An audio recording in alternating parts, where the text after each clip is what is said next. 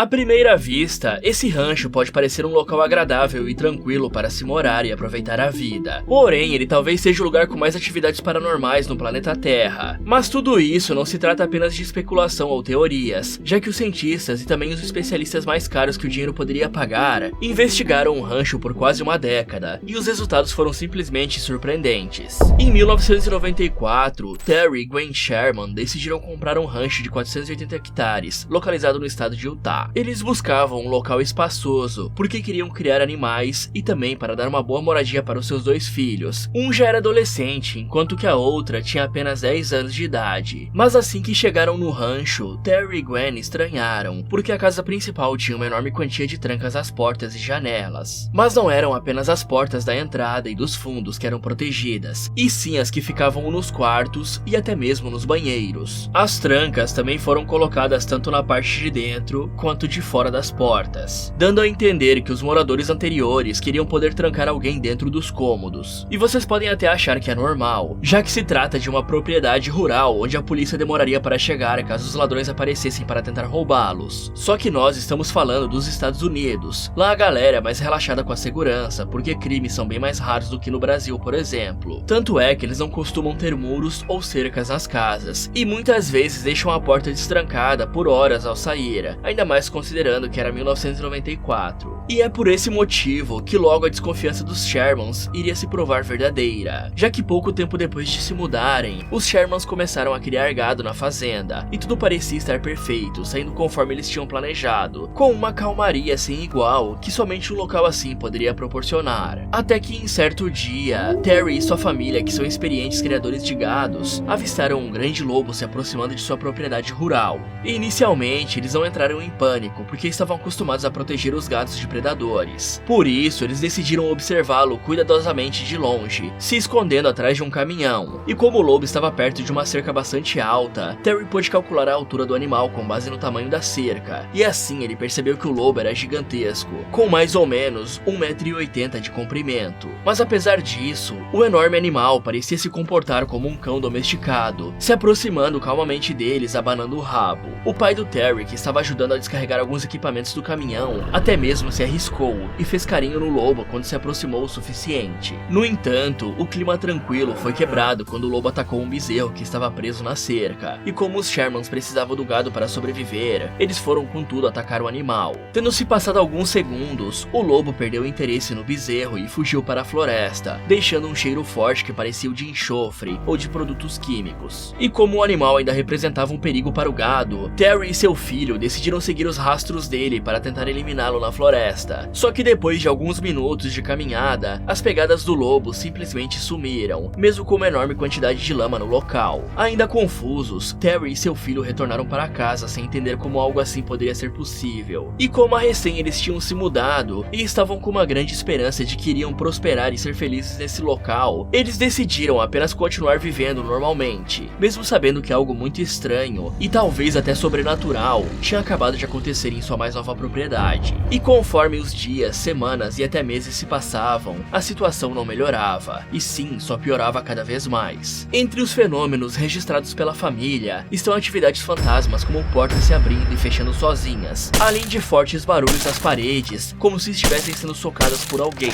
Mas não para por aí, afinal, eu disse antes que esse era talvez o local com mais atividades paranormais do planeta. Outra coisa que acontecia bastante eram objetos da casa mudando misteriosamente de lugar. Por exemplo, eles deixavam um vaso em cima da mesa, e do nada, ele aparecia em outro cômodo da casa. Certa vez, a senhora Sherman fez as compras da semana como de costume. Até aí, tudo normal. E assim que voltou pra casa, ela tirou os itens da sacola e guardou nos armários e também na geladeira. Mas quando ela deu uma saída e voltou pra cozinha, Gwen percebeu que todos os itens tinham voltado para dentro das sacolas, e ela ficou tipo uns 20 minutos perplexa, se perguntando se tinha mesmo guardado as compras. Nesse mesmo dia, ela levou uma toalha pro banheiro para se secar após o banho. Porém, assim que terminou de se secar, Gwen não encontrou a toalha e ficou bastante confusa. Até que minutos depois, ela achou a toalha em um armário do outro lado da casa. Isso fez Gwen questionar a sua própria saúde mental, pensando que talvez poderia estar com alguma doença. Até que seu marido Terry contou que algo semelhante aconteceu com ele, o que fez Gwen perceber que o problema não estava com ela, e sim com essa casa. O Terry estava construindo uma nova cerca para os animais com a ajuda de um perfurador perfurador de solo, que é um maquinário grande que geralmente pesa entre 14 a 31 quilos. No entanto, ao fazer uma pausa para descansar e voltar alguns minutos depois, Terry percebeu que o perfurador havia simplesmente sumido. Sua esposa e nem seus filhos haviam pego o equipamento, ainda mais considerando que é uma máquina pesada e difícil de transportar sozinho sem a ajuda de um veículo. E uma semana depois disso, ao fazer uma patrulha de rotina nas redondezas, Terry encontrou a máquina em cima de uma árvore, mostrando assim que ela não tinha sido roubada por algum ladrão e que dificilmente alguém sozinho conseguiria erguer um objeto tão pesado quanto aquele em cima de uma árvore. Além disso, os Shermans também escutavam vozes e por diversas vezes encontraram os animais da fazenda sem vida, tipo um bezerro que eles acharam e que estava sem sangue no corpo, levantando teorias de que talvez um chupa-cabra ou até mesmo um vampiro tenha feito isso. Em outra ocasião, Terry percebeu que uma de suas vacas havia desaparecido e começou a procurá-la na floresta. Inicialmente, parecia que o animal só tinha fugido, e Terry estava seguindo as pegadas da vaca com bastante esperança de que a encontraria viva. Porém, as pegadas do animal pararam no mesmo lugar que aquele lobo enorme havia desaparecido, deixando o cara sem saber o que pensar. E depois de perder mais 4 de suas vacas, Terry ficou paranoico e começou a se esconder nos arbustos durante a noite para tentar descobrir quem estava levando seus animais. Até que em uma dessas noites, Terry notou uma massa sombria se movendo entre as árvores e flutuando a cerca de 6 metros do chão. O mais estranho é que essa massa que ele viu estava meio que escaneando o solo da propriedade, lançando feixes multicoloridos. Até que sem querer, Terry fez um barulho ao se mover nos arbustos e isso chamou a atenção da criatura, que instantaneamente desligou as luzes e começou a observá-lo. Terry estava com muito medo, mas tinha que continuar ali para descobrir se essa era a criatura que estava roubando as suas vacas. Afinal, esse era o sustento da sua família. E por isso, Terry não poderia permitir que isso continuasse acontecendo.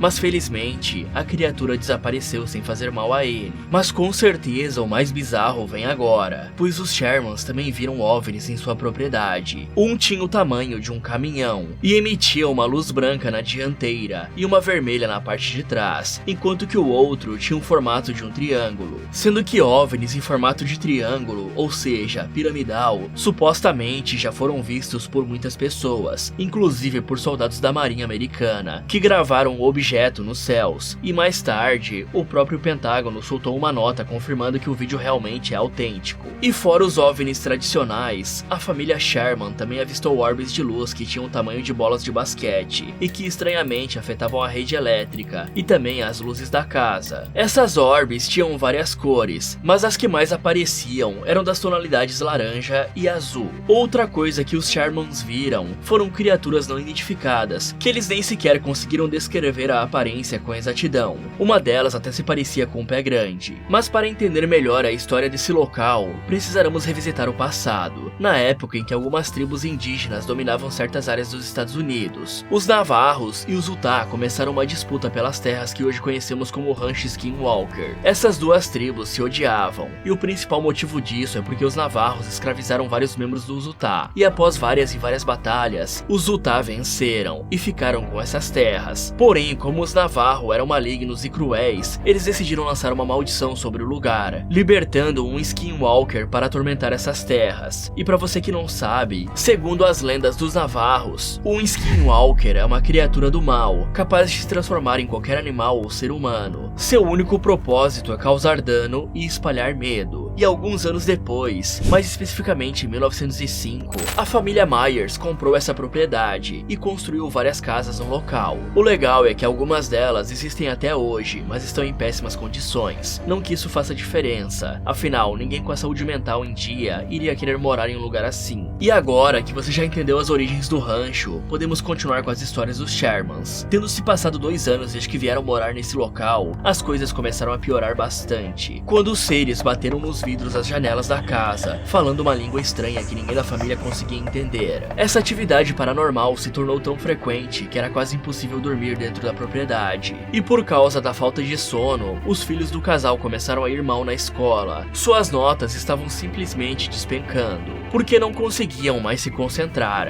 Já Gwen perdeu seu emprego no banco por conta do cansaço, e isso fez com que a família inteira ficasse com a saúde mental, emocional e também financeira prejudicada. Em Em outra noite, Terry estava descansando e tentando relaxar um pouco na varanda da casa, quando de repente um orbe azul apareceu. Imediatamente, seus cachorros começaram a latir para o objeto não identificado, e Terry permitiu que seus cães perseguissem o orbe, porque queria que ele se afastasse o mais rápido possível da sua propriedade. E até um certo ponto, esse plano funcionou, porém o orbe fugiu para a floresta e os cachorros o seguiram. Mas para a surpresa do cara, os animais começaram a chorar, e Terry ficou com muito medo de ir investigar e descobrir o que aconteceu. Até que no dia seguinte, os cachorros ainda não haviam retornado, e por isso Terry e seu filho foram até a floresta para tentar achá-los. No entanto, eles só encontraram 3 montes de cinzas, mostrando assim que os animais foram literalmente vaporizados pelo orbe azul. Essa parece ter sido a gota d'água para os Shermans, e eles decidiram entrar em contato com um jornalista chamado Zack Van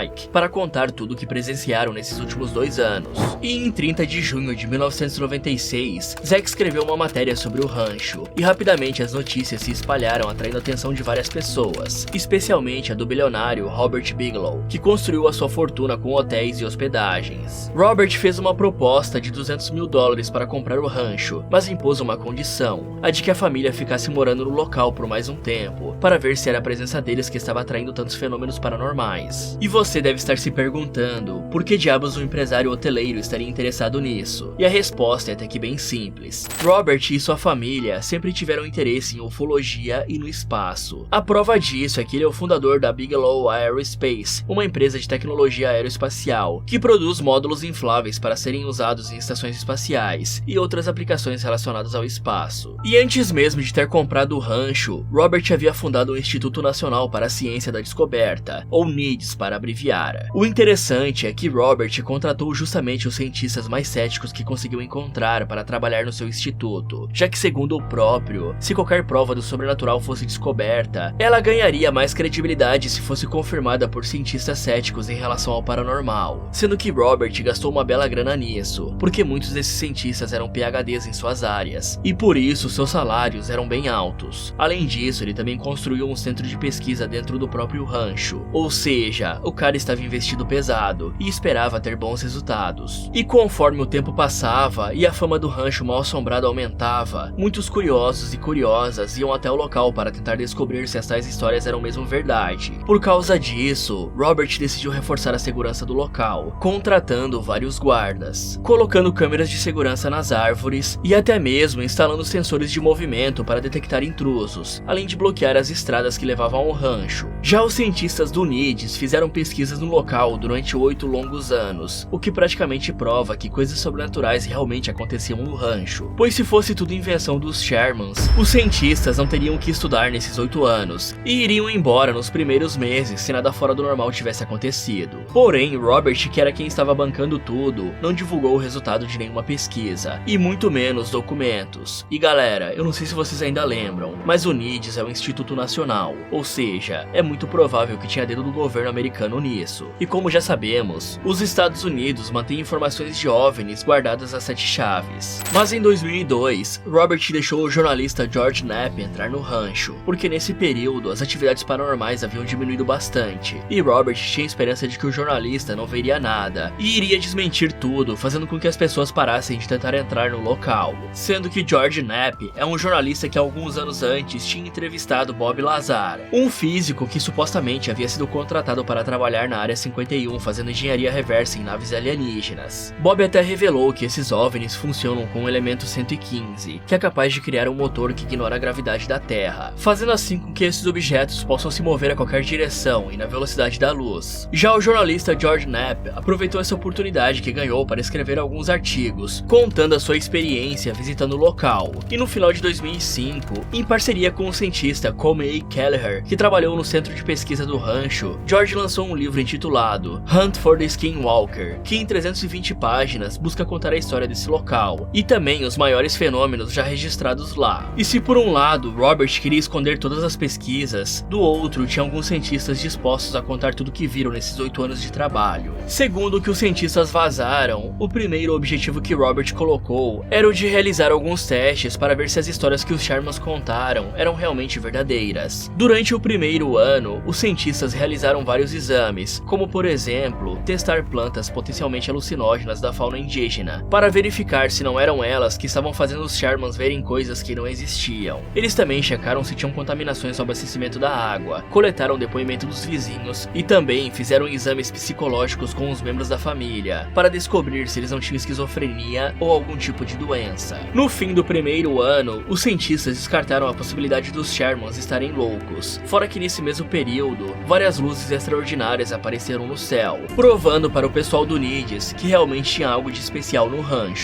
Com os cientistas ainda no local, Terry estava marcando um dos novos bezerros que havia chegado na fazenda, mas quando o cara se afastou por alguns minutos e depois voltou, ele ficou chocado ao encontrar o animal em pedaços. Tudo o que tinha restado eram as pernas, cabeça e orelhas. Os investigadores do NIDS até chamaram um veterinário que ficou chocado e disse que nunca tinha visto algo assim, porque os cortes feitos no bezerro eram tão precisos que só poderiam ter sido feitos por um cirurgião e não por um predador da floresta, fora que eles não encontraram uma gota sequer de sangue no local. Entre outras atividades que os cientistas presenciaram, estava um tubo de aproximadamente 1,5 metros de diâmetro saindo do chão, e para deixar tudo ainda mais bizarro e assustador, um ser rastejante saiu desse tubo e caminhou até desaparecer do rancho. E assim como a família Sherman, os cientistas também viram criaturas estranhas andando pelo rancho, além de animais morrendo de formas misteriosas e cruéis. Certa vez, os cientistas até ergueram postes com câmeras no topo para registrar as atividades do rancho. Porém, uma criatura que eles chamavam de A Coisa simplesmente destruiu os postes justamente com as câmeras, arruinando assim o plano deles. Já em 2004, Robert suspendeu as pesquisas no local e os cientistas foram embora do rancho, provavelmente porque as atividades estavam diminuindo cada vez mais, ao ponto de quase não acontecer mais fenômenos paranormais nesse lugar.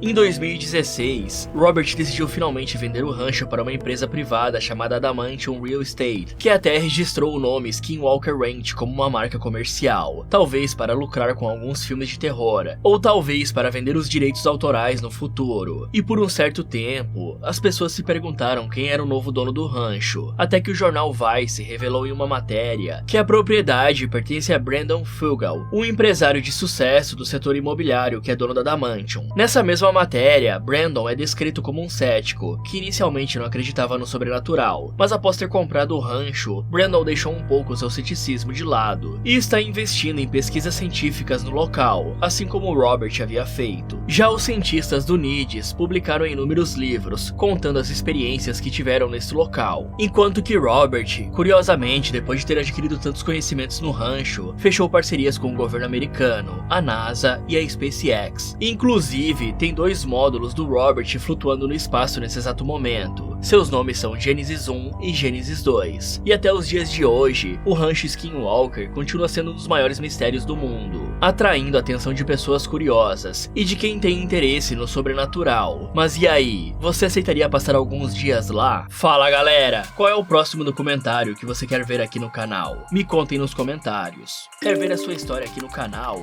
Você pode enviá-la para o e-mail na tela, e quem sabe ela possa ser compartilhada no próximo vídeo.